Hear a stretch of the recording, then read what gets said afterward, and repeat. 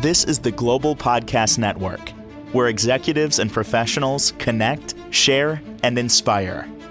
Stay tuned for the conversations that drive success.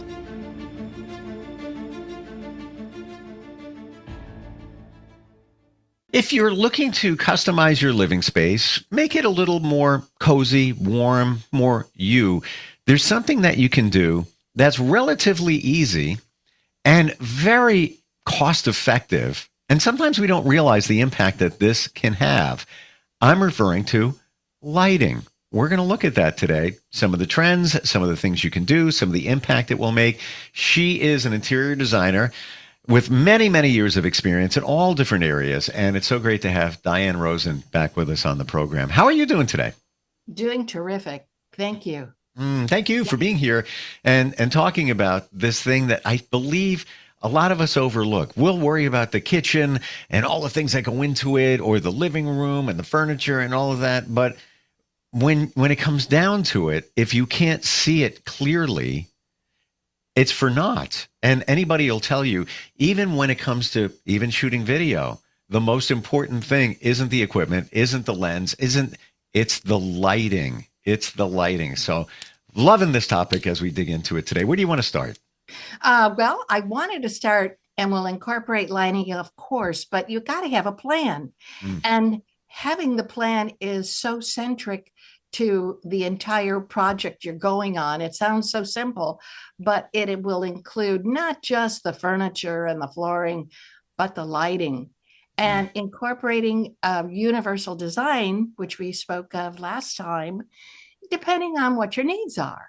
If you have vision issues and so forth, if you're in a wheelchair or whatever, placement is everything.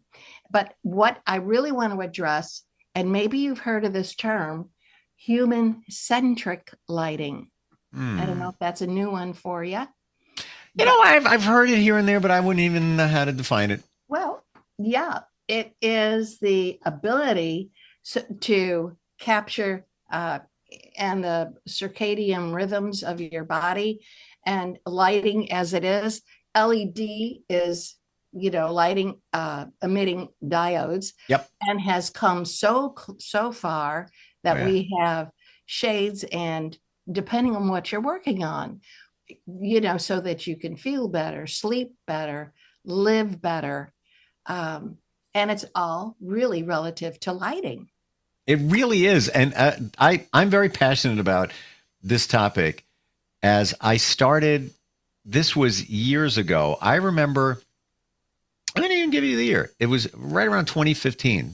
So over 10 years ago, where it's just started emerging. And I bought Philips Hue. That was really the only manufacturer, one or two out there. Different bulbs, you could change the intensity, the color temperature through an app on your phone, on and on and on. I got lighting strips that would, decorate and everything. They were really expensive back then.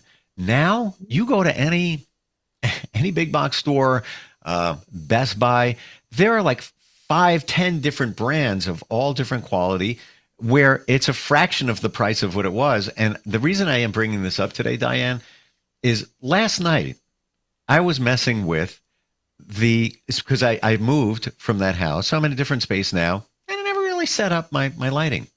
It's been a couple of years. I never got around to it. Last night, I broke out those bulbs from Philips. There's a bridge you set up that sends a signal out to them. Install the app.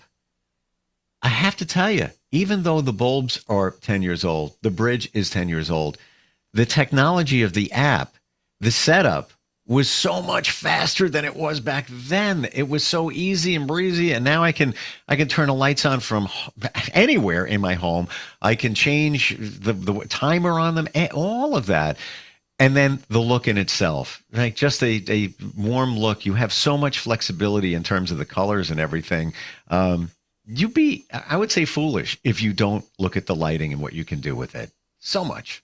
Yeah. Well, and the beauty is you have such a, like you said, a huge selection to choose from. But understanding, the opportunity, I have done this multiple times, set up a smart app phone wall. So if in your house it could go, maybe you leave during the day and you come home in the evening.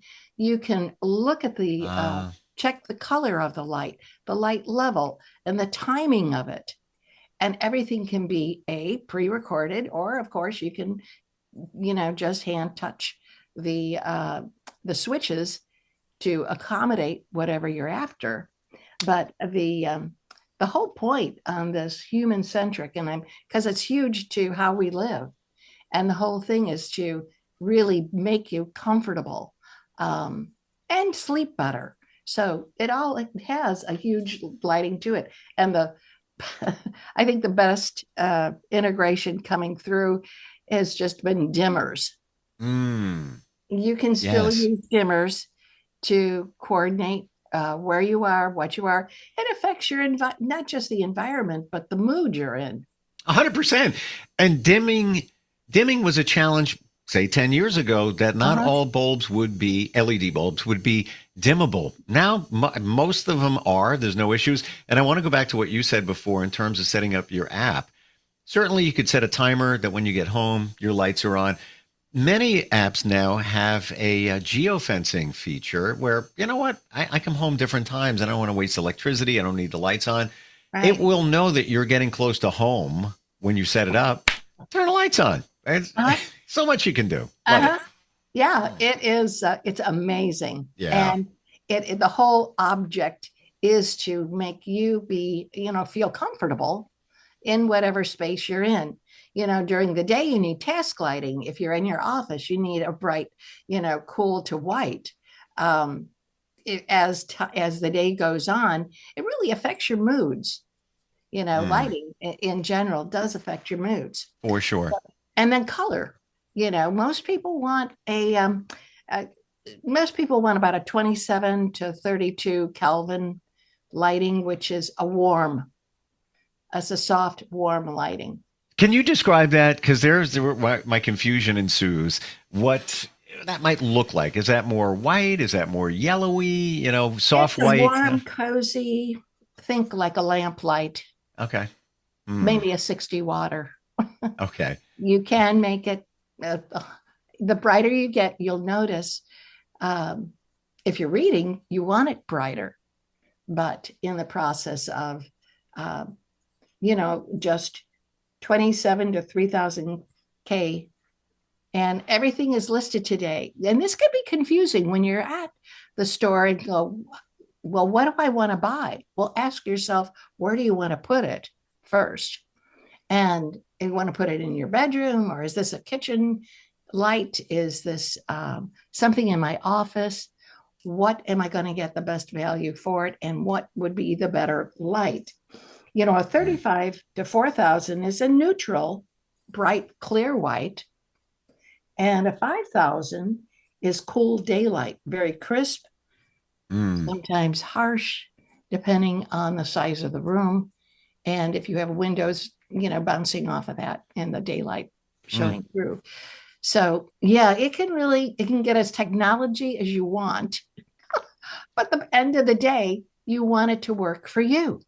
So this is a mind blow for me. And I don't know if I shared this, but this was only like last week that, hi-hats can be kind of harsh. That's the way they're designed to shoot the light down. It's not really a warm feel, but there was a period decades ago where they started getting popular, and we all liked them. You can, if you have traditional hi-hats with, a bulb that screws in, you can get a can that goes inside instead of the bulb. There's a wire that comes out that you screw in, and now it's an LED light. No big surprise there, but this was my surprise, where I bought a pack of 4 for $40, so $10 each. Okay.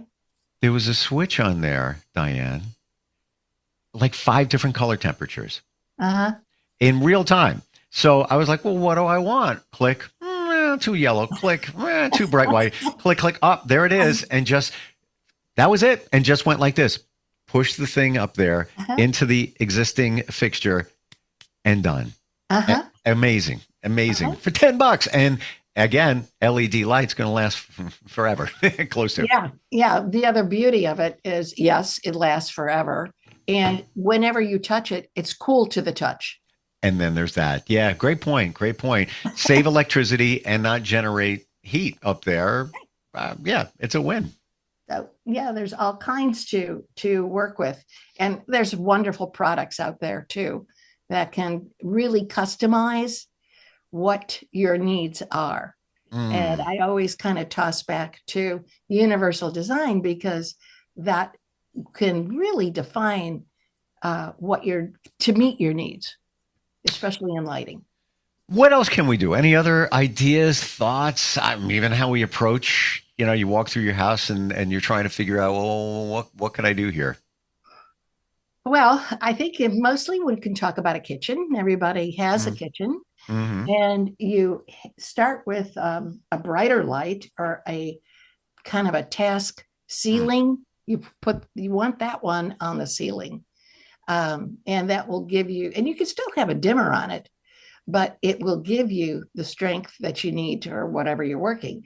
If underneath your cabinetry, which is awesome, you can now buy sensor strips. You can also buy string lighting and define the Kelvin on that as well. Usually you want it a bright light, like a task light underneath your cabinetry. That also works great in the closet. So you can Mm. define all of, really see is what color, is that shirt gray or is that really blue? And those have been extremely helpful. So that's daytime is task mode. I've got some notes here that for your living room, is more relaxed mode.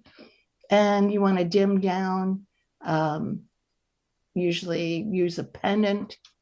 Sometimes you can adjust the pendant or the sconces to be on a more comfortable level. And that's so nice. If you've got a big hallway, sconces are great. I And never even thought of that. Mhm. Hmm.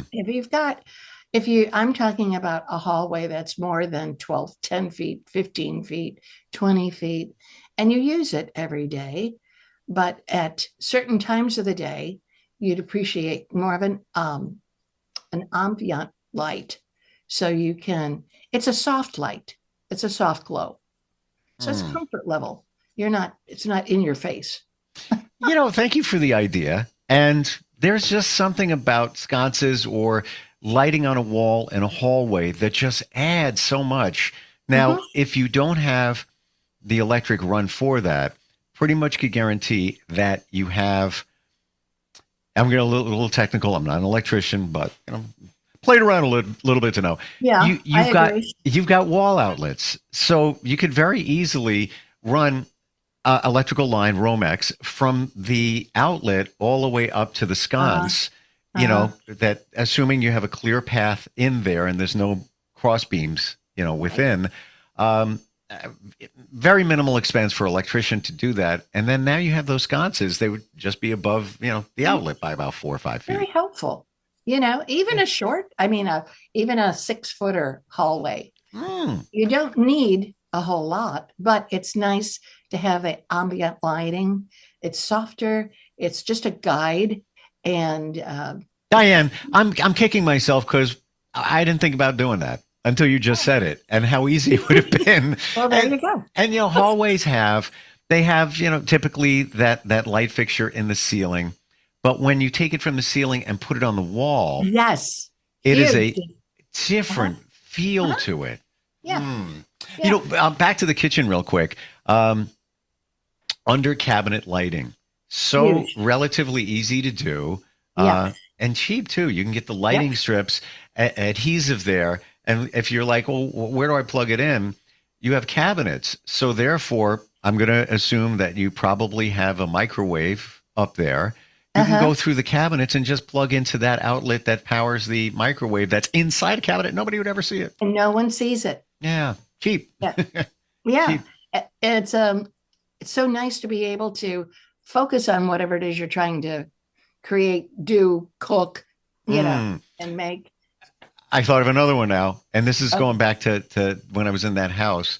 Um, I talked about under the cabinet lighting, above the cabinet lighting. You just lay the strip in there. Yep. I paid Not kidding. $16 for the strip. Yes. And it Yes. plugs into the same spot. Nobody sees it. You don't even have to be an electrician. The biggest challenge is you got to stand on something to go above the cabinets. And look at what that does when Uh-huh. the light projects up. You control it with an app. Uh-huh. Your Oh, you're average kitchen answering. it looks expensive now. Uh-huh. And it's a whole different atmosphere. Yes. And that is huge. Yes. And that's one of the things, just in achieving the various types of lighting and color temperature is huge. I know it's overwhelming for a lot of people to buy a light bulb today. They're going, You're right. "What?" You're right. You're totally right. And still, thank goodness I said, well, very often they'll still have the equivalent of a 60 bulb or a 100-watt bulb to what a Kelvin would be. But generally speaking, you want a warmer light. I usually go with them and just kind of a little direction of this is what we need for the ceiling in the kitchen. This is what we can use under your cabinetry, and what else is most appropriate for you. So there's lots of wonderful products out there. It's fun. And you know what? And it's fun. I'm Yeah. in between houses now. I think I shared I'm in New York, not the best time to buy. I don't even know what I want, where I want to be, et cetera, et cetera. So I'm renting. I'm putting those lights above my kitchen cabinets, even though I'm renting, because again, under $20. Seriously. And you know what? I probably even have them. If I look in a bin somewhere, I could just repurpose whatever. But I'm thinking about what a difference that will make in putting that there for minimal expense. I will toss in also some sensor lighting. You can do it as a sensor too. Point. So if it might be midnight and you need to get a glass of water, or you just have the munchies and you can't remember where you put the potato chips, if you walk in and you have that soft under the cabinet, just above the base, so it's not on the floor, it's still under the cabinet. You walk in and you see that soft light. It's a nice guide to get you where you want to go. So lighting is always been one of my favorite things, because it just gives you the atmosphere. It gives you the mood, and it can really change your wall. Yeah. Even I'm looking at your screen, and the lighting and the shading is throwing color. So simple. Under $20. I know. And the beauty is the cost has come down phenomenal. It's so much better than it was 10 years ago. I just thought of something I wanted to share. Sure. Something, and to your point of either sensor lights or things you wouldn't even think. I wanted to put in my hallways some kind of a nightlight. So you don't have to worry about turning the lights on. You just want to walk to the bathroom or whatever. Right. And, you have your typical, you know what I'm talking about. It's not exciting. I looked a little deeper, and for a couple of bucks more, I found LED night lights that project down and also project up. Yeah. And I'm talking about and they have a sensor, so it needs to be dark before it turns on. It's burning like maybe 1 watt, like nothing, if that. But to your point before of the difference it makes, having that light shine up and down, it's like it elevates the look, and it almost looks like you're in like a hotel. Like it's got a certain vibe to it. And bleeped your ambiance. Yeah, $10 or something like that. Like not and last forever. Yes. Yeah. Yes. And lighting is so huge. It's critical to the space, the atmosphere, your mood, and everything you want to put together. But the term used is human centric. So if you hear that again, that's kind of like the new phrasing of putting that all together. What else can you tell us? Anything that we didn't hit upon? Well, we covered lighting pretty good, but what you really want to do, I'm looking at some notes that I have. It's more of a service and not just a feature. And using it to help, again, productivity. Yeah. Talking about the bedroom, huge. Mentioned it last week. Sensor lighting. I was able to put this under his bed, and he had a runway to the bathroom, literally. And it was gentle, it was soft, and pretty much concealed. So, and not expensive. I think that's two crucial points: is defining where you're going to put it, what do you need it for, the color of it, the amount of kelvins, lighting 27 to 3000, or how bright, or so forth, and the color.